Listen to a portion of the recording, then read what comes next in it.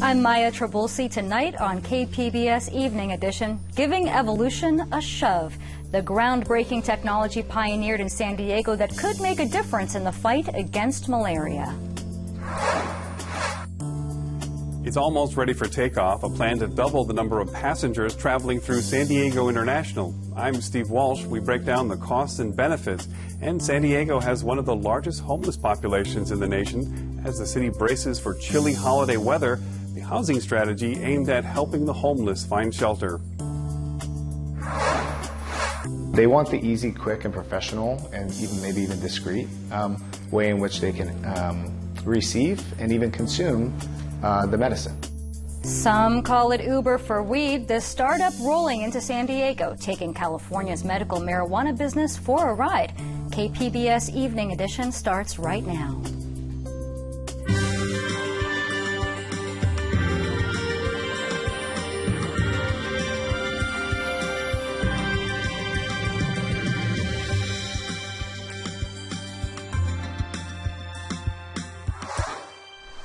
Good evening. Thanks for joining us. Do fewer suspensions mean rowdier, poorer performing classes?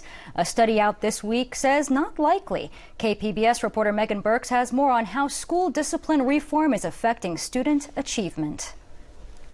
Out-of-school suspensions are down 23% in San Diego Unified, and it's a trend echoing across the state. A report out this week from UCLA says suspensions are down nearly 30% statewide, and researcher Daniel Lowson says there's reason to believe the change could help close the achievement gap. Higher than average achievement goes with lower than average rates of suspensions, and this was found for every single racial and ethnic group, and it was the strongest relationship when we looked at black students. But gaps still remain between suspension rates for most racial groups and their white peers. In San Diego, black students experienced 5 times more suspensions during the 2013-2014 school year. Native American students were about 4 times more likely to be suspended, and Latino and Pacific Islander students were twice as likely. To see suspension rates for all districts in the county, head over to our website, kpbs.org. Megan Burks, KPBS News. There's another development in the San Onofre nuclear power plant saga. The debate continues over who should cover the costs and what went wrong. The California Public Utilities Commission refuses to release more than 60 communications between the regulatory board and Governor Jerry Brown's office. But one email has been released. It suggests the governor was taking Southern California Edison's side. This is when Senator Barbara Boxer called for a criminal investigation of the utility. Brown's spokesman denies that's the case. CEO Ted Craver wrote that Brown phoned him and asked if he was going to blast Boxer. Craver also says he asked Brown to tell reporters that the governor thought the company was acting responsibly. Craver wrote that Brown indicated a willingness to do that. He's fighting back in court, a man who was exonerated after serving 34 years behind bars. Michael Hanline was 69 years old when he walked out of prison last year as a free man. He had been convicted of killing a friend in Ventura. Hanline filed a lawsuit against Ventura County. He was the longest-serving wrongfully incarcerated inmate in state history. The city of San Diego and San Diego County plan to spend a combined $350 million on a new stadium for the San Diego Chargers. The two governments spelled out their offer in documents recently obtained by online news website Voice of San Diego. They also show NFL executives are concerned over the lack of hard deadlines for the new stadium project. The NFL, like the Chargers, wants 100% certainty. But 100% certainty does not exist when you put a stadium plan up for a public vote.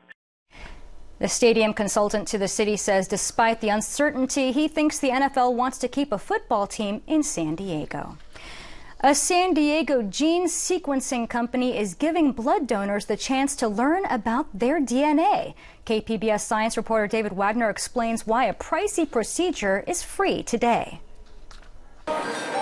A select group of blood donors at this year's Chargers Drive gave one extra tube of blood. That's because they're not just donating blood, they're also getting their genome sequenced. San Diego-based Illumina is sequencing the genomes of 70 San Diego blood bank donors for free. The goal is to compile a DNA database that researchers can comb through to pinpoint genes linked with disease and other health outcomes. La Mesa resident Penelope Navarro is one of the participants. She signed up to learn about what diseases her family may need to look out for. I'm a breast cancer survivor and I have children and grandchildren. And so I thought an experience like this would help in perhaps finding out whether or not that's something that they might need to be looking into as they grow older in age. Navarro will be able to access her genome online and learn more about it at an Illumina event next year. Illumina normally provides this service at a cost of nearly $3,000. The idea behind providing it for free is to get a more diverse group of people donating their DNA for research.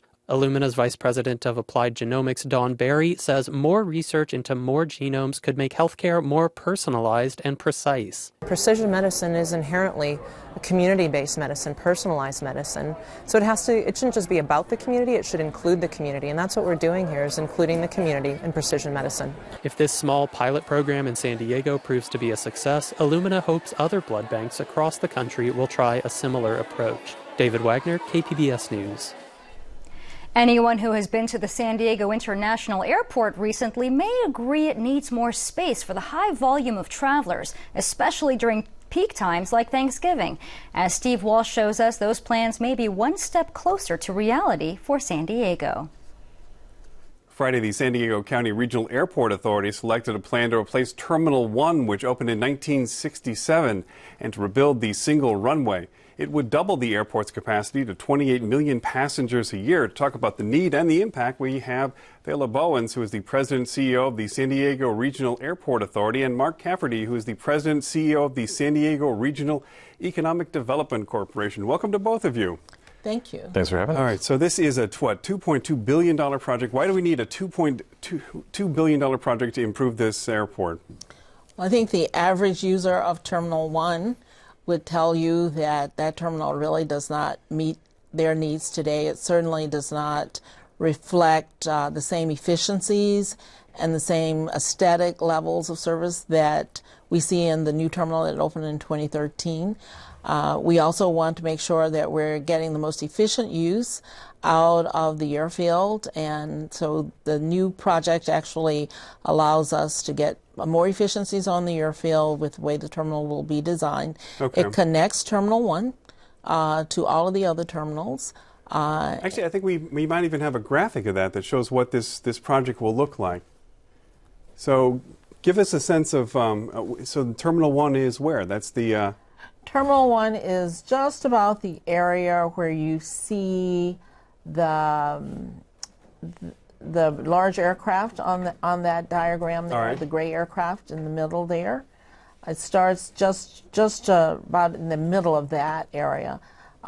This area to the right of the diagram where you see the smaller aircraft, that would be the first phase of the terminal that we would build. That's replacing the existing 20 gates that are there. All right, so that gives us a sense of what this would look like. It's going to have a better flow, a little more dynamic. Things like the security, which this is a pre-9/11 terminal here, all that's going to be improved. Yes, all of that will be improved. All right, so on the other hand, when I hear like 28 million passengers a year coming into that airport, it's still the one runway there. You still have all these flights coming over downtown San Diego. Do you worry at all about the just what the impact is going to be on that? Well, the airport has been here for many years, and we continue to work with the community to make sure that we do as much noise mitigation as is humanly possible. Right. The other thing that occurs with the aircraft flying over our communities is that even with the growth to 28 million passengers, aircraft are becoming larger, they're becoming more technologically efficient. So you're hoping it's not going to be double the amount of planes? Absolutely. But Mark, so what's the economic impact if we don't do this? Well, the economic impact, if we don't do it, is significant. And so as you look at Terminal 2, and Terminal 2 has been beautifully modernized over the past few years, we get calls and we get comments about that constantly, whether it's folks visiting San Diego because of the efficiency of the experience that they're talking about, whether it's people taking some pride in the local amenities that have been worked into the airport. But airports going back to thinking about the experience of the business traveler and the planning process that our airport authority has involved so many of us in thinking about the direct routes we're trying to attract to San Diego and what they mean for the economy is something that we continue to keep as one of our top priorities when we do all of our economic development planning. So Tijuana, they're just opening up this bridge. They're going to allow American passengers to pass right into the airport and then right out again back in the United States. Is that part of the solution? Could Tijuana potentially replace a $2.2 billion project in the United States? No, Tijuana, the San Diego International Airport and Tijuana Airport have always had a relationship that really benefits both of our communities because our passengers that go to Tijuana primarily go there for their destinations that are internal to Mexico. Their passengers that come here take our airport primarily for routes that go domestically inside. Okay, so if you want to go to Chicago, you probably go to San Diego. If you want to go to Mexico City, you might want to go to Tijuana. That's how the relationship has been. So we got 1 minute here. Tell me what's the time frame here? How soon do you expect to do this? We expect to start the environmental process immediately. That's going to take about 24 months. At the end of the environmental process, we actually plan to begin the project. So we're looking somewhere between 2017, 2019 for beginning, and we would like to be able to open the first phase, the first 20 gates or so, in the early 2020s. All right. So unfortunately, that's where we're going to have to leave it. This has been Thela Bowen, who is the San Diego County Regional Airport Authority CEO, and then Mark Cafferty, the San Diego Regional Economic Development Corporation. Thanks to both of you for being on. Thank you for having us. Russian news agencies are reporting a statement by their military that one of the pilots shot down by Turkey was killed by ground fire while parachuting away from his plane. The report also says rebels in Syria fired on a Russian helicopter that was searching for the two shot down pilots. One helicopter pilot was reportedly killed and the rest of the crew evacuated before landing in neutral territory.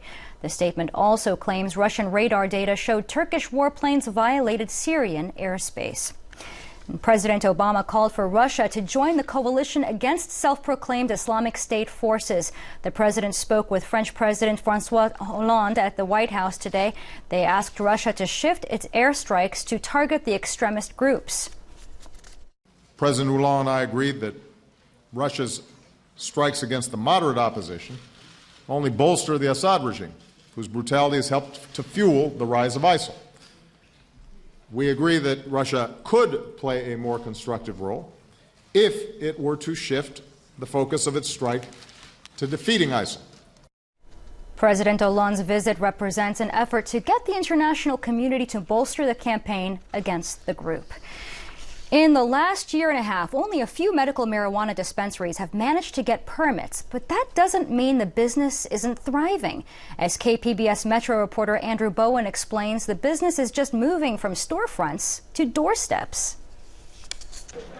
It's been 8 months since the grand opening of San Diego's first legal pot dispensary, a green alternative. Getting the permit to operate in an Otay Mesa shopping center was no easy task. San Diego's tough zoning regulations restrict dispensaries to a few locations.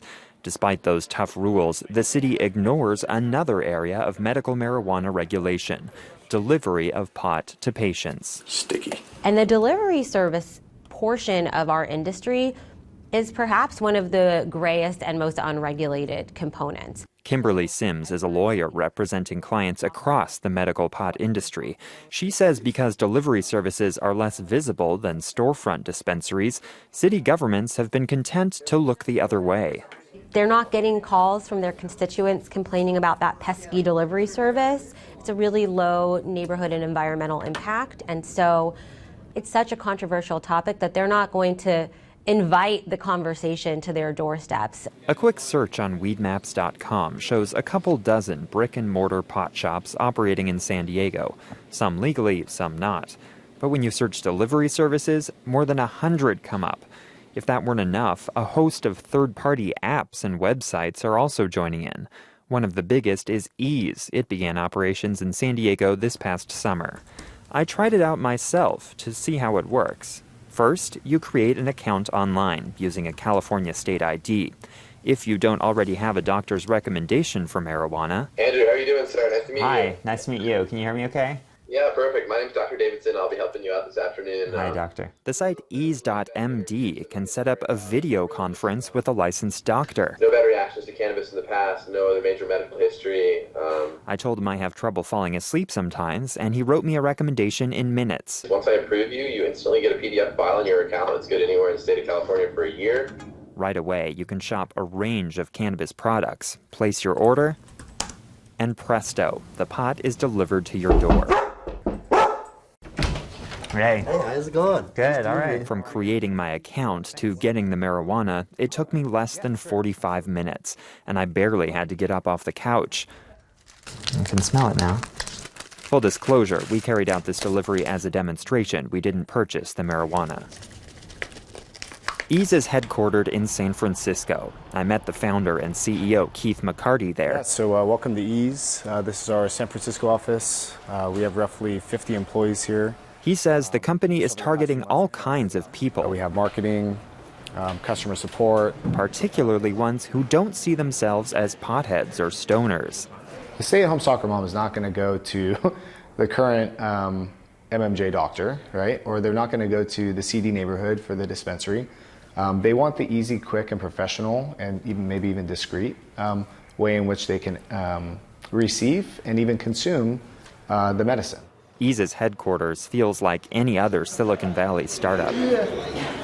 It's a transparently for-profit company, even though California prohibits for-profit sales of marijuana. Ease says it's not selling marijuana. Instead, it partners with local pot cooperatives and facilitates the delivery of their medicine. We're not a collective. We're not a dispensary. We're a technology service provider. In the same way that Microsoft sells Microsoft Office to dispensaries and profits from it, even though the dispensary is using it to drive productivity. You want to know where your product is coming from. Kimberly Sims says San Diego's delivery services will soon fall under California's new medical marijuana regulations. But while those rules are being fleshed out, third-party sites like Ease can push delivery services to be more compliant with the law. You now have a travel manifest, you now have receipts, you have far more records than a delivery service might be keeping when left to their own devices. Ease says it's using technology to improve health care, but Californians will likely be voting on whether to legalize recreational pot next year. And with billions in profits waiting to be made, Ease and its competitors are preparing for that bigger and more regulated market. Andrew Bowen, KPBS News. And KPBS video journalist Katie Shulov helped produce that story. Scientists have created a strain of malaria-proof mosquitoes. KPBS science reporter David Wagner says new research published builds on a discovery made in San Diego. Last year, scientists at UC San Diego discovered a way to turn every fruit fly in their lab yellow by rewriting the rules of genetic inheritance. Now, new research is showing that their gene drive method could also be used to prevent mosquitoes from transmitting malaria. In a new study, the researchers used a gene drive to spread anti-malaria genes to over 98% of mosquitoes in a short period of time. UC San Diego's Ethan Beer co-authored the study. He says gene drives could be a powerful new tool in the fight against a deadly disease. It does look like it's possible, and now I think it'll galvanize many researchers to go forward very aggressively in this area and build similar kinds of genetic devices. Experts say ethical and practical questions will need to be addressed before releasing genetically modified mosquitoes in the wild. The researchers say the decision to use this approach against malaria rests with the countries affected. David Wagner, KPBS News. Volunteers totally transformed this backyard of an Escondido transitional housing project this weekend. They did it in 5 days. Hundreds of local volunteers joined with volunteers with the group Sustainable Heroes. They came from all over the country to put in pavers and plant trees. The transitional housing is run by Interfaith Community Services. It's for formerly homeless families and disabled adults. Following up on San Diego efforts to help the homeless, Steve Walsh takes a look at the city's new year-round homeless shelter. We have a major El Nino in the forecast. The new federal data shows that San Diego now has the 4th highest population of homeless in the country. The city decided not to erect tents this winter to focus on the long-term housing of the homeless. But is that enough to keep people off the streets? To talk about it, we have Todd Gloria, the San Diego City Councilman, and Ruth Bruland, who is the Chief Program Officer at Father Joe's Villages. Welcome to both of you. Thank you. All right, so we have some new housing here for the homeless at Father Joe's. It's like 250 beds, but we're expecting some really extreme weather conditions here. Do we really have enough housing here in San Diego to keep people off the streets in some really rough conditions? Not everyone. There are 4,000 people on the streets at any given time, so it would take quite a bit to make that happen, but that doesn't send you into passivity. You got to do what you can do. And that's what the city has put together in really a tremendous way. Councilman Gloria, I mean, temperatures are going down. It looks like even today they're starting to dip. You're going to have a lot of people who could be cold, could be rather wet, people who could be displaced by El Nino itself. Do we have enough housing here? Well, as Ruth says, no, we don't have enough beds overall, but what we have are more than we had at this time last year. The city converted its tent system into a year-round indoor permanent facility that is serving nearly double the number of individuals. And then what we announced yesterday is our inclement weather plan, where we acknowledge what the scientists are telling us to prepare for the very worst. And so Father Joe's is the first to step up with a commitment of 250 additional beds to provide for in cold weather situations. And we're hopeful that other stakeholders will come forward and offer their church social halls, other sorts of settings where we can get more people off the streets when the weather gets really bad. Okay. So, from what I know of that plan, you're going to use a dining room. So you're going to have to get people out of the dining room to be able to feed people during the day. Correct. So is that really the solution? It is working with what we have and on a scale that can be managed. So Neil Good Day Center is a program that's open during the day. It certainly has capacity limits, but people will be able to leave our dining room and have the potential of going to Neil Good Day Center. Okay, so there are some options there, but was this a good year?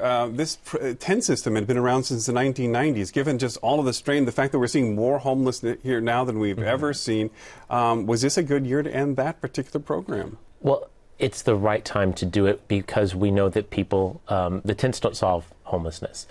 They're very necessary in inclement weather situations, but the truth is the communities across this country that are ending homelessness are not doing it with tents. They're doing it with year-round supportive housing. This is the model we're switching to. The end result is more people will get off the streets. But you're right, there are other circumstances. It's a dynamic environment, which is why we would take a dining hall and convert it into a shelter as necessary. We have an all-hands-on-deck approach to make sure that we can say with certainty that we're as prepared as possible. Again, yesterday was the start of this effort. We believe more folks will come online.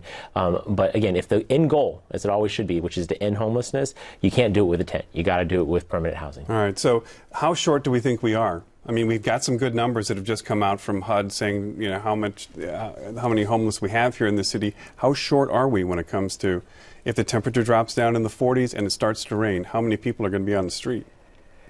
Well, with the point-of-time count that was done in early 2015, there were about 4,000 people on the street. But the solution has to be far more comprehensive than getting people in out of the rain. Certainly that's important, particularly in flood zones, and Councilman Gloria can describe the things the city has done to try and minimize that. For us as providers, what we're interested in is effective programming that decreases the amount of time that it takes to take someone from homelessness and get them into more stable housing. And I think you've touched on this, but Denver, Houston, they used to be right where San Diego is on the list of the number of homeless, and now they're dropping off the top 10. What are they doing that we haven't been doing here? A housing-first approach. You take people as they are and you get them off the streets. Fastest way to end homelessness is give someone a home, then you provide the wraparound services to keep them in that housing. That is the difference between a tent in the interim shelter facility that we've converted to this year. We are adopting best practices with the goal of ending homelessness in the city. Other cities are doing it. Other states are doing it. We can do it here in San Diego. All right. And unfortunately, that's where we're going to have to end this. I want to thank my guests, San Diego City Councilman Todd Gloria and Ruth Broland, who's with the Father Joe's Village. Father Joe's Village. Thanks to both of you for being on. Thank you. Thank you. Holiday shopping will soon be at a fever pitch. Today, deputies at the Rancho San Diego Target explain the simple steps that could protect shoppers from car thefts and possibly more. So by locking our cars, widening our windows up, and making sure that we don't have anything visible within the car, we greatly reduce our chances of becoming victims. And then start thinking of other things, such as a garage door opener that you have on your visor. That may be programmed for your garage. There may be a letter in your glove box that has your address. Now they know where you live. More than $500 million will be spent on Black Friday by San Diego County residents. That's about $163 per person. Now check out this world milestone. Command engine start. 2, 1. Ignition. And liftoff. A private space company backed by Amazon founder Jeff Bezos released this video today. The unmanned flight ended with the rocket landing upright in West Texas. This is a critical step in reusing rockets for space flight. Experts say it would make the trip more affordable.